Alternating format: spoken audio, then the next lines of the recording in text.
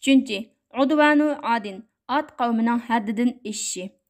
At qavmining quvvati, kuch-quvvati ularga va insonlarga baloy afat, yomon oqibat akeldi. Chunki ular Allohga va oxirat kuniga iymon etmadi. Bundaqda qandaq narsa ularni zulm qilishdan to'siyalaydi? Qandaq narsa ularni haddidan eshishdan to'siyalaydi? Ular nima uchun insonlarga zulm qilmasin? Bu yerdagi istifhom inkor ma'nosidagi istifhom. Va hum la yarawna fawqahum ahada. Ya'ni ular o'zlarining ustida birsi bor deb qaramaydi. Ya'ni o'zlaridan kuchlik bo'lgan hech kim yo'q deb o'ylaydi. Ular hisobdan yoki jazodan qo'rqmaydi. Ular go'yo o'rmonlikning vahshiy hayvonotlariga o'xshash, cho'nglari kichiklarga zulm qilib, kuchligi ojizlarni yeydi.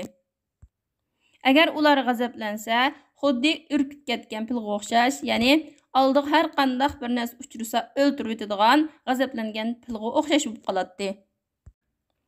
Va agar ular jang qilib qolsa, ziroatlarni vayron qiladi, nasllarni quritadi. Agar ular qandaqki bir shahar yoki yezi qishloqqa kirsa, u joyni vayron qiladi va izzatlik, hurmatli kishilarni xor odamlarga aylantiradi. Aciz, bichara kishilar bo'lsa, ularning yomonligidan qo'rqadi, ularning zulmidan qochadi. Natijada bo'lsa, ularning kuch-quvvati ularga va insonlarga yomon oqibat olib keldi. Alloh taolodan qo'rqmaydigan, oxirat kuniga iymon etmaydigan har qanday bir kishining ahvoli mana shuningdek bo'ladi.